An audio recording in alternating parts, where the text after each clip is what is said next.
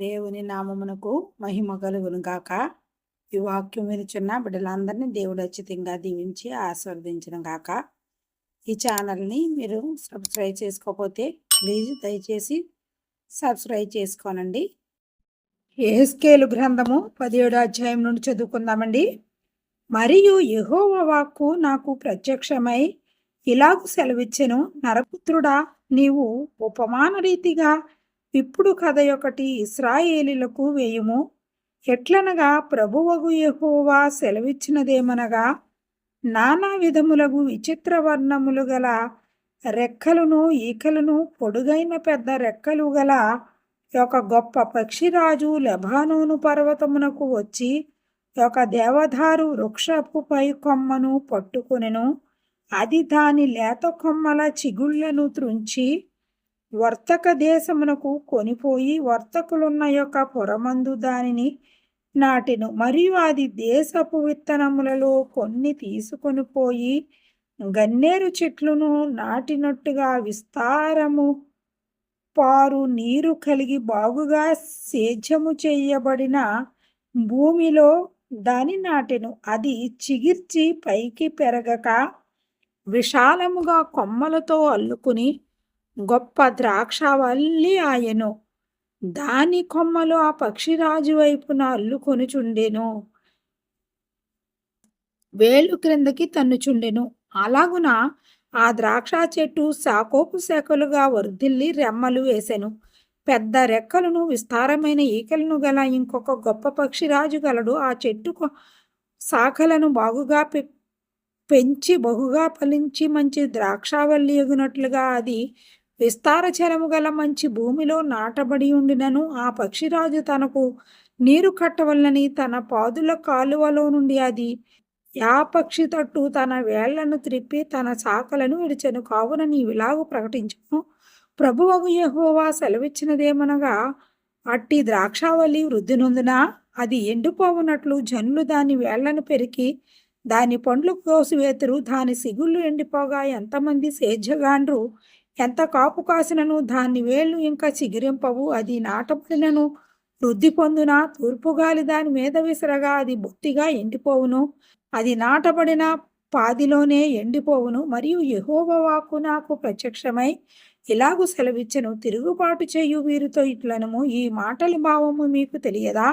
ఇదిగో, బబులోను రాజు యెరూషలేమునకు వచ్చి దాని రాజును దాని అధిపతులను పట్టుకుని తన యొద్ద నుండుటకై బబులోను పురమునకు వారిని తీసుకొని పోయెను. మరియు అతడు రాజ సంతతిలో ఒకరిని ఏర్పరిచి ఆ రాజ్యము క్షీణించి తిరుగుబాటు చేయలేకయుండు నట్లును తాను చేయించిన నిబంధనను ఆ రాజు గైకొనుట వలన అది నిలిచి ఉండినట్లును అతనితో నిబంధన చేసి అతని చేత ప్రమాణము చేయించి దేశములోని పరాక్రమవంతులను తీసుకుని పోయెను.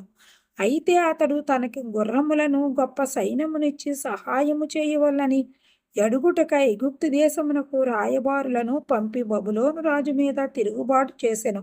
అతడు వర్ధిల్లునా? అట్టి క్రియలను చేసిన వాడు తప్పించుకొనునా?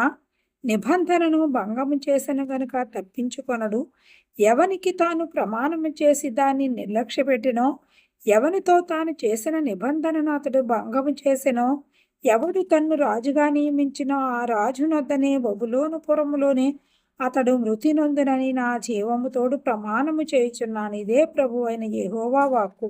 యుద్ధము జరగగా అనేక జనులను నిర్మూలము చేయవలనని కల్దీయులు దెబ్బలు వేసి బురుజులను కట్టిన సమయమున ఫరో ఎంత బలము ఎంత సమూహము కలిగి బయలుదేరినను అతడు ఆ రాజునకు సహాయము ఎంత మాత్రము చేయజాలడు. తన ప్రమాణము నిర్లక్ష్యపెట్టి తాను చేసిన నిబంధనను భంగము చేసెను. తన చెయ్యి ఇచ్చియు ఇట్టి కార్యములను అతడు చేసనే అతడు ఎంత మాత్రము తప్పించుకొనడు. ఎందుకు ప్రభువైన యెహోవా ఇలాగు సెలవిచ్చుచున్నాడు, అతడు నిర్లక్ష్యపెట్టిన ప్రమాణము నేను చేయించినది గదా, అతడు రద్దుపరిచిన నిబంధన నేను చేసినదే గదా. నా జీవము తోడు ఆ దోష శిక్ష అతని తల మీదనే మోపుదును. అతని పట్టుకొనుటకై నేను వలయొగ్గి అతని చిక్కించుకుని బబులోను పురమునకు అతని తీసుకుని పోయి నా మీద అతడు చేసియున్న విశ్వాసఘాతకమును బట్టి అక్కడనే అతనితో వాద్యమాడుదును. మరియు యెహోవానగు నేనే ఈ మాట సెలవిచ్చితినని మీరు తెలుసుకొనున్నట్లు అతని దండువారిలో తప్పించుకుని పారిపోయిన వారందరూ ఖడ్గం చేత కూలిదురు.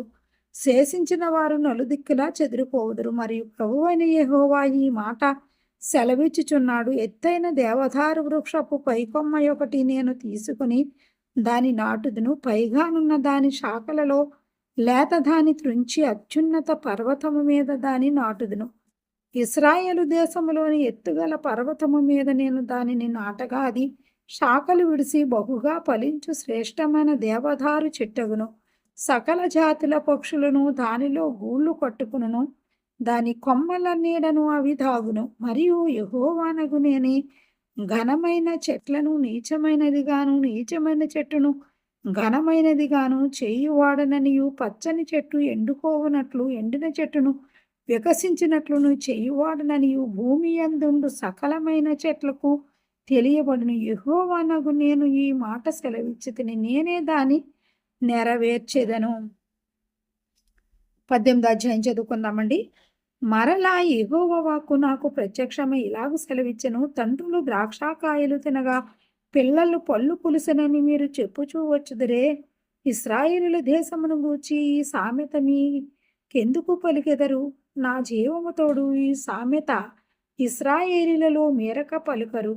ఇదే ప్రభువైన యెహోవా వాక్కు. మనుషులందరూ నా వశములో ఉన్నారు. తండ్రులేమి కుమారులేమి అందరూ నా వశములో ఉన్నారు. పాపము చేయువాడెవడో వాడే మరణము నొందును. ఒకడు నీతిపరుడై నీతి న్యాయములను అనుసరించువాడయుండి పర్వతముల మీద భోజనము చేయకయు, ఇశ్రాయేలీలు పెట్టుకొనిన విగ్రహముల తట్టు చూడకయు, తన పొరుగువాని భార్యను చెరపకయు, బహిష్టి అయిన దానిని కూడకయు, ఎవరినైనను బాధ పెట్టకయు, రుణస్థునికి అతని తాకట్టును చెల్లించి బలాత్కారం చేత ఎవనికైనను నష్టము కలుగ చేయకయునుండు వాడై ఆకలి గలవానికి ఆహారమిచ్చి, దిగంబరికి బట్ట ఇచ్చి, వడ్డీకి అప్పియకయు, లాభము చేపట్టకయు, అన్యాయము చేయకయు, నిష్పక్షపాతముగా న్యాయము తీర్చి, యథార్థపరుడై నా కట్టలను గైకొనుచు నా విధులను అనుసరించుచుండిన యెడల వాడే నిర్దోషియగును. నిజముగా వాడు బ్రతుకును.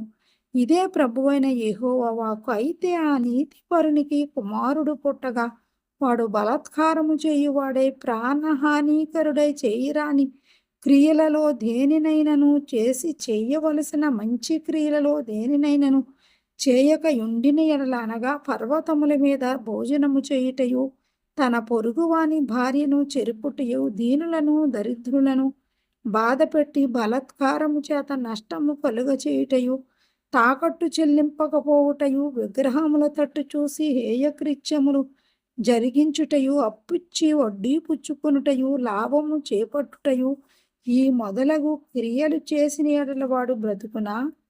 బ్రతుకడు. ఈ హేయక్రియలన్నీ చేసెను గనుక అవశ్యముగా వానికి మరణశిక్ష విధింపబడును. వాడు తన ప్రాణమునకు తానే ఉత్తరవాది అగును. అయితే అతనికి కుమారుడు పుట్టగా ఆ కుమారుడు తన తండ్రి చేసిన పాపములన్నిటినీ చూసి ఆలోచించుకుని అట్టి క్రియలు చేయకయుండిన యెడల, అనగా పర్వతముల మీద భోజనము చేయకయు, ఇశ్రాయేలులు పెట్టుకొనిన విగ్రహముల తట్టు చూడకయు, తన పొరుగు అని భార్యను చెరపకయు, ఎవరినైనను బాధ పెట్టకయు, తాకట్టు ఉంచుకొనకయు, బలాత్కారము చేత నష్టపరచకయు, ఆకలి గలవానికి ఆహారమిచ్చి, దిగంబరికి బట్ట ఇచ్చి, బీదవాని మీద అన్యాయముగా చెయ్యి వేయక, లాభము కొరకు అప్పియకయు, వడ్డీ పుచ్చుకొనకయు నుండిన వాడే నా విధులను ఆచరించుచు నా కట్టడలను అనుసరించుచు నుండిన యెడల అతడు తన తండ్రి చేసిన దోషమును బట్టి చావడు. అతడు అవశ్యముఖంగా బ్రతుకును. అతని తండ్రి క్రూరుడై పరులను బాధపెట్టి బలాత్కారం చేత తన సహోదరులను నష్టపరిచి తన జనులలో తగని క్రియలు చేసిన గనుక అతడే తన దోషమును బట్టి మరణం నొందెను. అయితే మీరు కుమారుడు తన తండ్రి యొక్క దోష శిక్షను ఎలా మోయటలేదని చెప్పుకొనుచున్నారు. కుమారుడు నీతి న్యాయములను అనుసరించి నా కట్టడలన్నిటినీ అనుసరించి గైకొనెను గనుక అతడు అవశ్యకముగా బ్రతుకును. పాపము చేయువాడే మరణమునందును తండ్రి యొక్క దోష శిక్షను కుమారుడు మోయుటలేదని కుమారుని దోష శిక్షను తండ్రి మోయుడు. నీతిపరుని నీతి ఆ నీతిపరునికే చెందును. దుష్టుని దుష్టత్వము ఆ దుష్టునికే చెందును. అయితే దుష్టుడు తాను చేసిన పాపములన్నిటినీ విడిచి నా కట్టడలన్నిటినీ అనుసరించి నీతిని అనుసరించి న్యాయమును జరిగించిన యెడల అతడు నందడు. అవశ్యకంగా అతడు బ్రతుకును. అతడు చేసిన అపరాధములలో ఒకటియు జ్ఞాపకములోనికి రాదు. అతని నీతిని బట్టి అతడు బ్రతుకును. దృష్టుల మరణము నొందుట చేత నాకెంత మాత్రమైనా సంతోషము కలుగునా, వారు తమ ప్రవర్తనను దిద్దుకుని బ్రతుకుటయే నాకు సంతోషము. ఇదే ప్రభువగు యెహోవా వాక్కు. అయితే నీతిపరుడు తన నీతిని విడిచి పాపము చేసి దుష్టులు చేయు హేయక్రియలన్నిటి ప్రకారము జరిగించిన యెడల అతడు బ్రతుకునా? అతడు చేసిన నీతి కార్యములు ఏమాత్రమును జ్ఞాపకములోనికి రావు. అతడు విశ్వాసఘాతకుడై చేసిన పాపమును బట్టి మరణము నొందును. అయితే యెహోవా మార్గము న్యాయము కాదని మీరు చెప్పుచున్నారు. ఇశ్రాయేలీయులారా, నా మాట ఆలకించుడి. నా మార్గము న్యాయమే, మీ మార్గమే కదా అన్యాయమైనది. నీతిపరుడు తన నీతిని విడిచి పాపము చేసిన యెడల అతడు దానిని బట్టి మరణము నొందును. తాను పాపము చేయుటను బట్టియే కదా అతడు మరణము నొందును. మరియు దుష్టుడు తాను చేయుచూ వచ్చిన దుష్టత్వమును బట్టి మరలి నీతి న్యాయములను జరిగించిన యెడల తన ప్రాణము రక్షించుకొనును. అతడు ఆలోచించుకుని తాను చేయుచూ వచ్చిన అతిక్రమ క్రియలన్నిటినీ చేయక మానెను. గనుక అతడు మరణము నొందక ఆవశ్యకంగా బ్రతుకును.